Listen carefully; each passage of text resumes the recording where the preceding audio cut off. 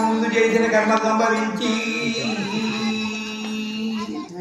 ఆ రోజు జింకలు ఇచ్చిన శాపము అడ్డగించిందగా మారయ్య గారికి సముద్రం విషగాలు తలకెక్కిపోయి విషగాలు చేసి బాధ కడుపును పురువాది వేగుతున్నది నడువు నిలవలేక మారయ్య గోవిందా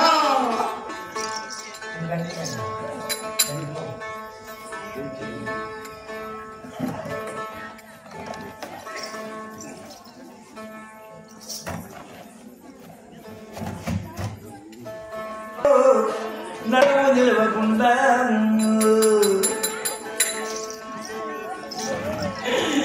ఓడలో మారయ్య ఓడపడ్డా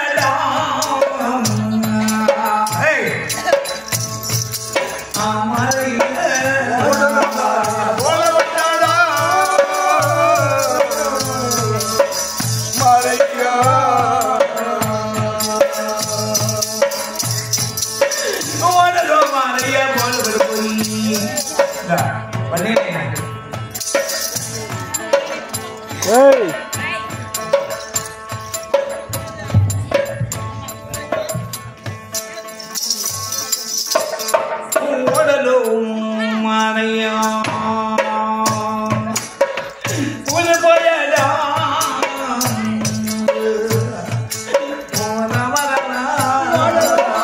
కూలిపోయాడా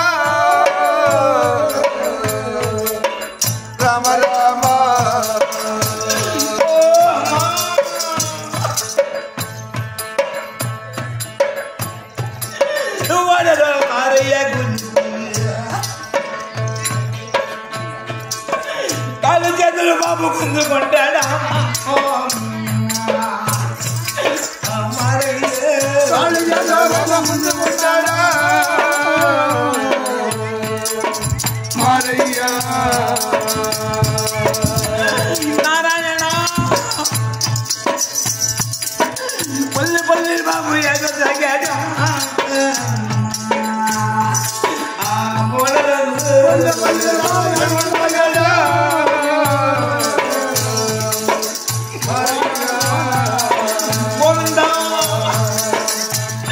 వాళ్ళ తల్లి దుఃఖపోయినా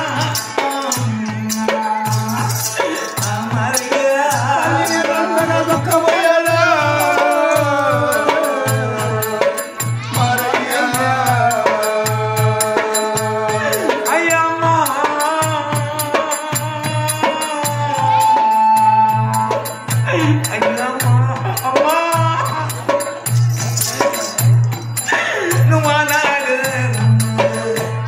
నేను చిన్నపట్నానికి వెళ్తానమ్మా వద్దలేమ్మా నీ మాట కాదని నేను వచ్చినాను నా కన్నదని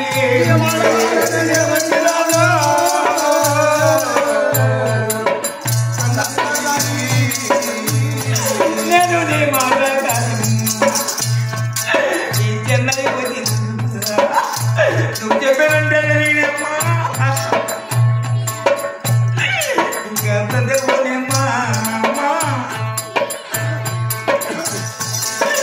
ఓడలో దేవుడు వెళ్ళిపోతే నా తండ్రి కదా ఓడలో దేవుడు వెళ్ళిపోయా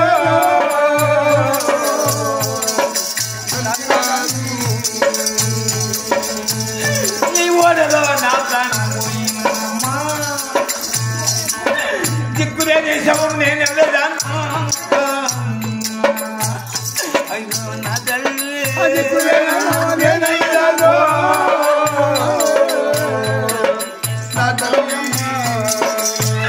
నేను దిక్కులేని అనాథ ప్రాతమైపోతానమ్మా నల్లకి ఈ సముద్రంలో చేస్తున్నాను తల్లి నీడలకి భార్యతో దుఃఖపోతాడా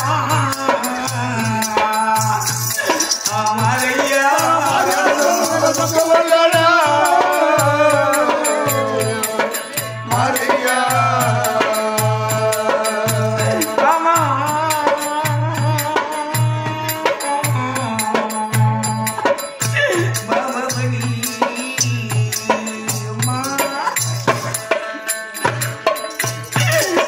ఐదేళ్ళ ప్రాయాల పెళ్ళాడిన ఓ చిన్నదానా ఐదేళ్ళ ప్రాయాల పెళ్ళాడినా ఓ చిన్నదానా ఓ బామా నీకు బొట్టు కట్టిన చోటు నేనే కానీ ఓ చిన్నదానా బొట్టు కట్టిన చోటు నేను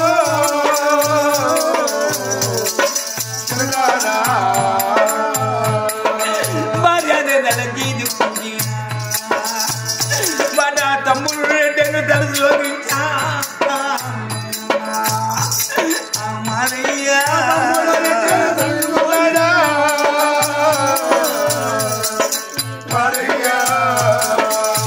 గోవిందా అయ్యో చెల్లెలు దొక్కపోతాడా మారయ్యా దొక్కపోతాడా మారయ్యా అంతలో స్వాధీనం మారిపోయిందా అంతలో స్వాధీనం మారిపోయిందా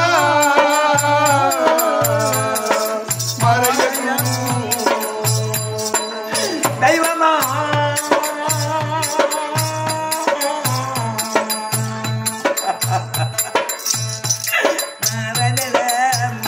గోవిందా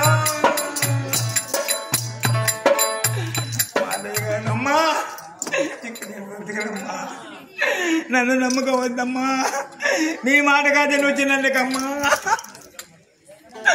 నువ్వు చెప్పినంతే జరిగిన తల్లి అమ్మా ఈ ఓటలో నా చెడు వెళ్ళిపోతే అమ్మా నేను దిక్కుపోతానమ్మా అనాథ ప్రాథమికమ్మా నన్ను ఎత్తి సముద్రంలో పాల్గొత్తరేమో ఇంక నన్ను చూడలేనమ్మా నా కుటుంబాన్ని చూడలేనమ్మా చిన్నతనంలో నా భార్య పేరు చెప్పుకున్నది నా భార్య గ్రామతో వస్తున్నది నా భార్య మక్కువ చూడలేని ప్రత్యేకమా నా రక్షణ నా పడవా అని ఏడు చుట్టే స్వాతం లేకుండా పోయి ఎందుకంటే జన్ని దోషం ఎక్కువైంది పలకడు పిలిచే కూడా పలకడు జన్ని దోషంలో మాట నిలిచిపోయింది ఇక్కడ నిలిచిపోయింది చూడండి అక్కడికి 15 రోజులైంది మారాయి మంచి నీళ్ళు కూడా ముట్టి ఇంక 15 రోజులు ప్రయాణం ఉంది వెళ్ళడానికి కాకినాడకు అప్పుడు చూడండి ఉంటే ఓడా కాకినాడలో వచ్చి నిలిచింది ఓడా కాకినాడలో వచ్చి నిలిచింది నారాయణ కాకినాడలో ఆగిపోయిందో కాకినాడలో ఆగిపోయిందో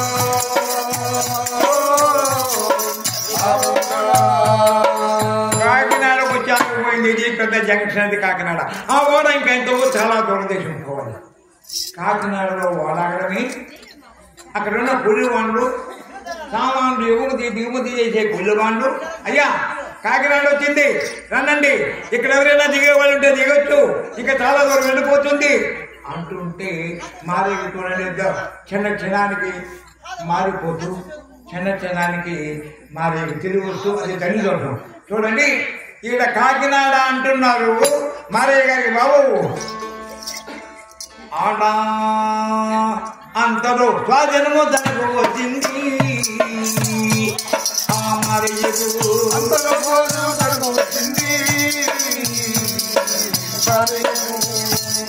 మన స్వాధీనం వచ్చి ఈ పక్కన మారయ్య పక్కగా తిరిగిపోయాడు కాకినాడ అయిన మాట ఎట్లుంది ఎన్నో చెవులు చెప్పినట్టుగా ఉందట తెలుగు వచ్చి దిక్కలు లేచుకుంటున్నాడు కాకినాడ అయితే మన దేశం వచ్చేసిందాము ఏ విధంగానైనా మన గ్రామం చేరిపోతామని చూడండి కొన్న సామానంతా మూట కట్టుకుని ఎక్కడో ఉంచుకున్నాడు వాటిని చేసుకుని ఓడ దిగి మారయ్య వస్తున్నాడయ్యో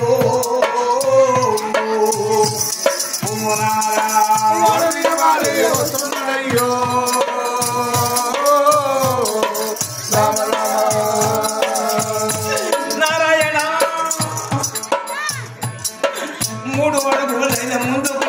పోయిందా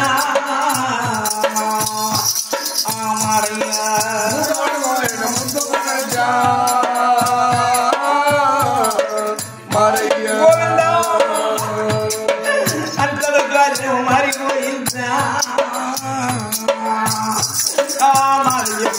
అంతలో ద్వారం మారిపోయిందా నారాయణ ఓడలో మారయ్య బోడలు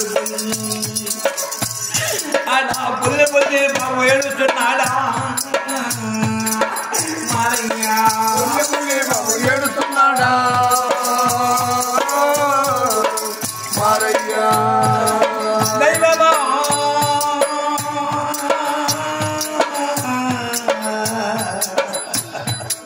నారాయణ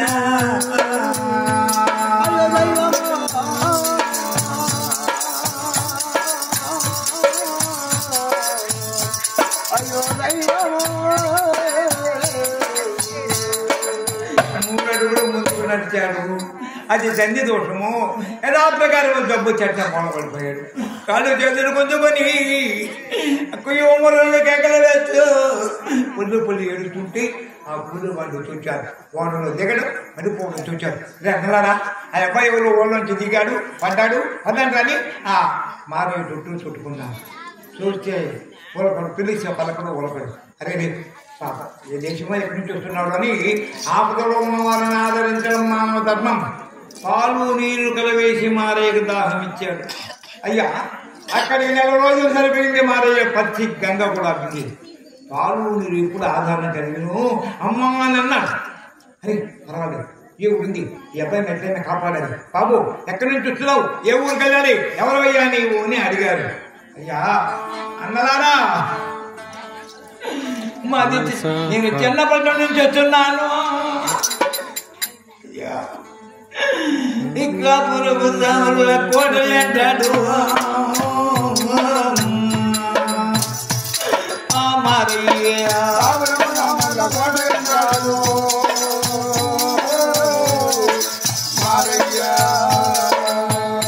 నారాయణ అంతలో ధ్వజను మారిపోయింది.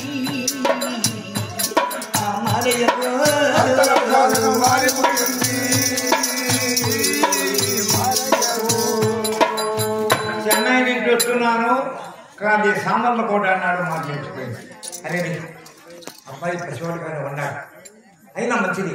మాది ఎట్లా ఉన్నాడంటే ఆ సమయంలో నిమ్మ పండుతో సమానమైన శరీరం, ఆది అనుభవకుడు, మంచి రంగు కలిగిన వాడు, చాలా ధైర్య సాహసవంతుడు. ఈ సముద్రంలో విషగాలితో నల్లగా నేరేడు పండులాగా అయిపోయాడు. మారయ్య గుర్తు చెప్పుకున్నాడు. ఏమన్నా ఎవరిని తీసుకుపోయి వాళ్ళ ఊళ్ళో వదిలేయాలని మారయ్య ఒక దుప్పటి కొనుక్కొచ్చుకున్నాడు. వచ్చేటప్పుడే వారు ఏం చేశారు? దుప్పటి తీసి డోలు కట్టి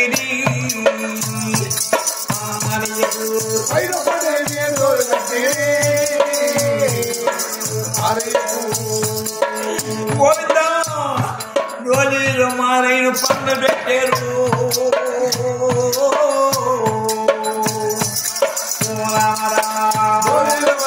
పండ పెట్టారు.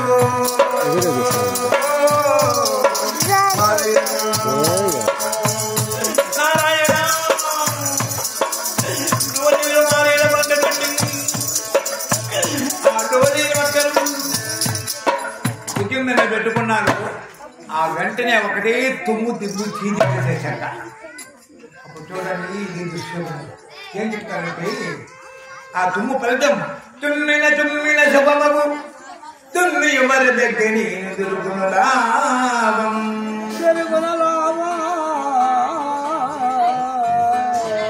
తుమ్మి చీదిన మరణము తుమ్మి ఎవరి తుమ్మకున్న దుర్దశపం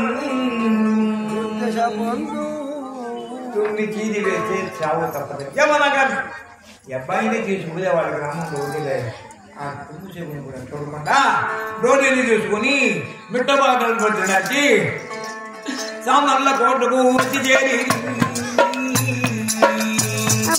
ఆ కోటకు వచ్చి చేరి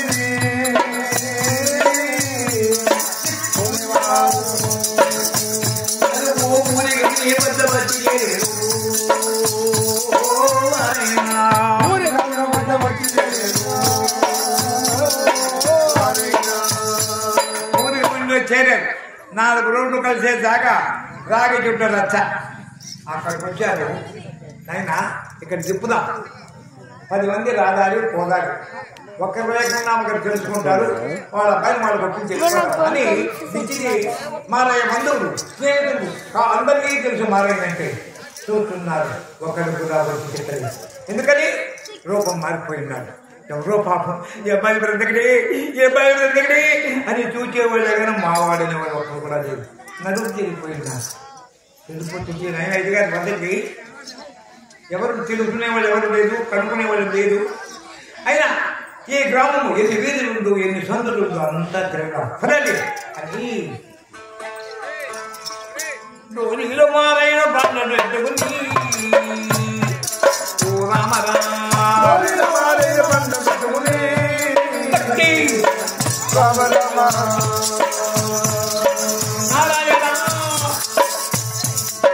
సామాన్ల కోటంతా చెప్పుతున్నారా ఆ డోలి మోసుగా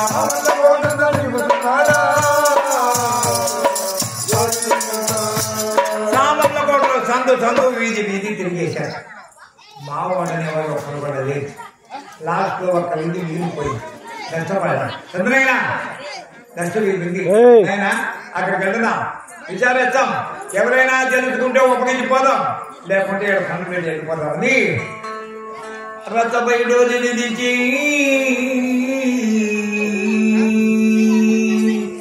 దర్శవాళ్ళు పిలుస్తున్నారట అమ్మా దర్శన వెళ్ళారా ఈ డోలిలో బాలు నీళ్ళు చూడండి ఓ అమ్మారా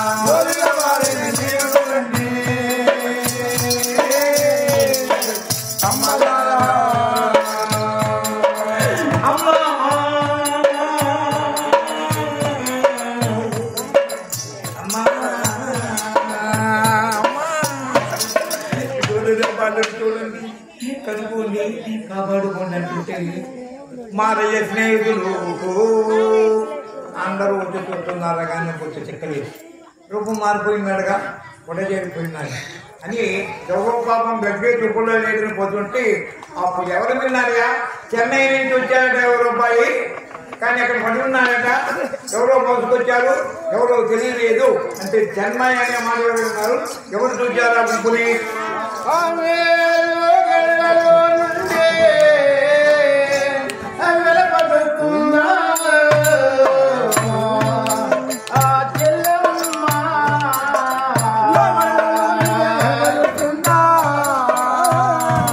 గుమ్ముటి కొట్టనా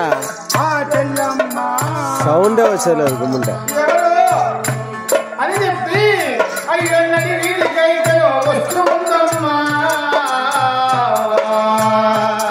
ఆ చెల్లమ్మ వస్తుందమ్మా ఆ చెల్లమ్మ